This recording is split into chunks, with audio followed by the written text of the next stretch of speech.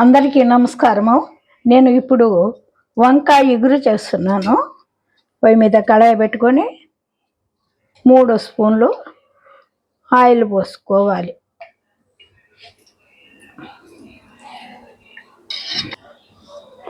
ముందుగా కరివేపాకు, పచ్చిమిర్చి, ఉల్లిపాయ ముక్కలు వేసుకొని ఇలా త్వరగా వేయించుకోవాలి.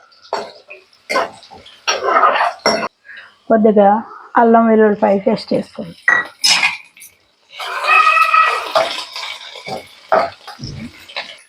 ఒక హాఫ్ స్పూను పసుపు వేసుకోండి.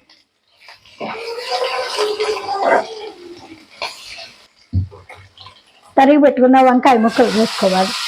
ఇవి హాఫ్ కేజీకి తక్కువగానే ఉంటాయి.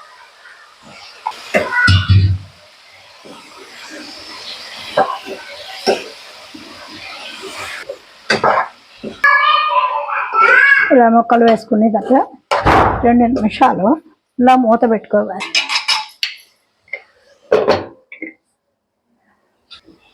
ఇందులో ఒక స్పూను సాల్ట్ వేసుకొని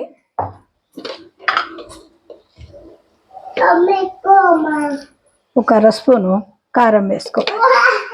ఇలా వేసుకొని ఇలా కలుపుకొని ఇందులో వాటర్ పోయకుండా మూత పెట్టి మగ్గించుకోవాలి.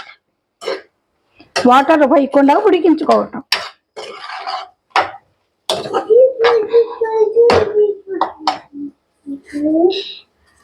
ఇలా ఒక పావు గంట మగ్గనివ్వాలి. ఇలా మూత తీసుకుని మధ్యలో ఒకసారి ఇలా కలపాలి. తర్వాత మళ్ళా ఒక 5 నిమిషాలు మగ్గనివ్వాలి. ఇలా మూత తీసుకొని వంకాయ ఇగురు కూర రెడీ అయ్యింది. చూసారా, ఇలా ముక్కలుగానే ఉంటుంది అన్నమాట. చాలా రుచిగా ఉంటుంది. వేడి వేడి అన్నంలో వంకాయ ఇగురు కూర.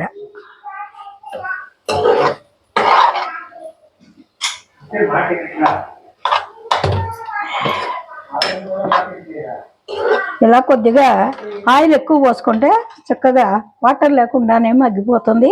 టేస్ట్గా కూడా ఉంటుంది. మీరు కూడా ఒకసారి ఇలా ప్రయత్నం చేయండి.